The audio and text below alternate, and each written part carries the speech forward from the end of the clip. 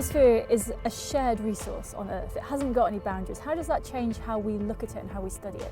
It means that when we look at the atmosphere, we need to design our systems so that we can measure globally. It also means that they have to be able to look at a wide range of atmospheric concentrations. So the amount of molecules in the atmosphere is large, huge, but sometimes they're very small amounts of a particular gas that we want to see. So the sensitivity of the instruments needs to be really very high, but also to be able to cope with very large signals. In terms of the science that we do, actually we want to integrate those observations with models so we get a complete picture, because what we see at one point may not be happening at that point even an hour later. When we see the photographies of Earth, we see that the atmosphere is a really thin layer. And in this layer, there is a mixing of different chemical compounds. And they chemically react, they are deposited, they interact with the atmosphere, with solar radiation. And so all this chemistry has really a huge impact on climate and also on human beings and on ecosystems. The atmosphere is a melting pot where different chemical species, aerosols, clouds interact and have also impact on the nature, the society and climate. If you think about many of the contemporary problems that we face in society, climate change and air quality and poor air quality, both of those are actually driven by changing atmospheric composition. They're driven by changing concentrations of pollutants, one from fossil fuels, one from a range of other sources that are driving change in that composition of the atmosphere. So we need to absolutely be able to measure these compounds to understand how much there is and whether, when we take measures to reduce those, they're actually having an effect. The picture of the planet Earth made by the first astronauts landing on the moon was a game changer. One of the major things about flying, looking down on the Earth, is that you realise how fragile and vulnerable the planet is as a whole. They are uniquely, as a group, all recognise the vulnerability of the Earth. So this was a big game changer, and that was, they would say, the first satellite picture taken by man. But what's happened is that using our knowledge of our laws of physics and engineering, we're able to design satellites which provide the information on an objective base of how the planet is changing, the surface and its atmospheric constituents. And the atmosphere is particularly important because this is often an early warning signal. It's too late to an extent when you've measured that there's no more ice above the Arctic. You have to get the problem sufficiently early enough. It's like heading towards a cliff. You have to turn early enough to avoid going over the cliff. We are starting to look at the whole planet as an entire planet, but that also means we have to cooperate as humans. In these complex problems, we often need knowledge from another scientist somewhere else, and we would like to bring that together and integrate it.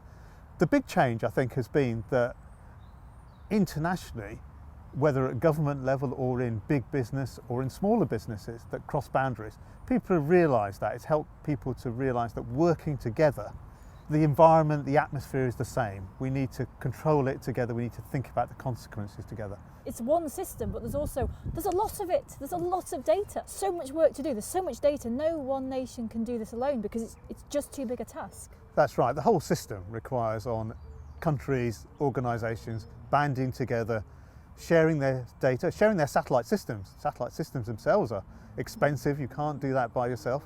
And we need that right from the space systems through to the data systems and then through to the users. So it's really important that users can individually in each country access data, but then share that data and recognise that other countries are looking at the same data in the same way. It enables us to come up with policies, but it enables us to talk to our industries as well and to our societies and develop common understandings, shared ways forward, because it's by working together that we can do this. There are a lot of things that we've been adding to our atmosphere, some of which weren't there and some of which were. We're changing the mixture, we're changing the soup, and we're breathing this. Or maybe I'll start with the things that have never been in the atmosphere, and the chlorofluorocarbons are a really good example of that. And there's a whole family of them. They're interesting chemicals, they have lots of good characteristics, they're not poisonous, toxic in that sense. They have strengths as chemical compounds, and the chemists of the early 20th century were very interested in their properties from this point of view. The disadvantage is that when they get into the stratosphere, they are decomposed by shortwave UV radiation, and ozone-killing species, chlorine atoms and bromine atoms are released in large amounts. And so that's then modifying the system, but we actually introduced a new gas. With respect to fossil fuel combustion, the issue is that we're adding and modifying gases that are already there, like oxides of nitrogen, like ozone, like trace constituents like aerosols. And this is where you see the smog, the classical photochemical smog in summer, or London winter smog. We're creating thereby a lot more of acids. So the issue of acid rain that is partially resolved by desulfurization of power plants. There was a large political debate about that in the late 1980s. But we removed these compounds, and other compounds that are being removed, for example, lead in petrol. That was found out to be, of course, bad for children's mental health and is basically a poison. So air quality is a really key issue for humans nowadays. I mean, it depends where you live. If you live in South Africa, most of your indoor pollution is what's bad for you, where people are still cooking and living in the same space. So in South Africa, maybe the first issue is to clean up indoor pollution, and maybe in other similar countries with a similar tradition. But for the rest of the world, we're breathing outdoor pollution, and outdoor pollution is estimated to kill between 4 and 7 million people a year. So there's a huge impact on human health. In Europe, we see each year more than 400,000 people die prematurely because of their exposure to air pollution. This is why air pollution is a growing political issue.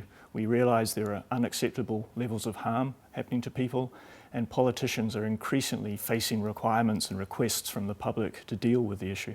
Air pollution particularly affects vulnerable members of society, and by that we mean the young and the elderly, and also those with pre-existing medical conditions. So, for example, if you have a child with asthma, high levels of air pollution can exacerbate that and lead to the need for medical treatment and interventions. So the harm being caused by air pollution also creates a real economic cost. We can think of cases where parents have to stay home to look after their children, they can't go to work. There are economic costs associated with medical treatment, visits to hospital, and the loss to society as a whole. Air quality is a major threat to health, to ecosystems, to agriculture, for instance, to buildings also. It's important to measure concentrations and to assess concentrations of pollutants for policymakers and also to take decisions. And that's the issue, because there are many non-linear processes in the atmosphere. For example, the ozone hole, just as an example, nobody predicted that. What we mean by a non-linear relationship in this context is something where if you double the input, you don't just double the output. It has far more consequences. Well, it's we call it autocatalytic. Instead of just moving in a linear fashion, it actually accelerates. It's to do with acceleration, or it can also decelerate, but much more rapidly. Mathematically, non-linear systems are the most challenging to address. And the atmosphere and the Earth system is a non-linear system. That's why we need our biggest and best computers on these problems.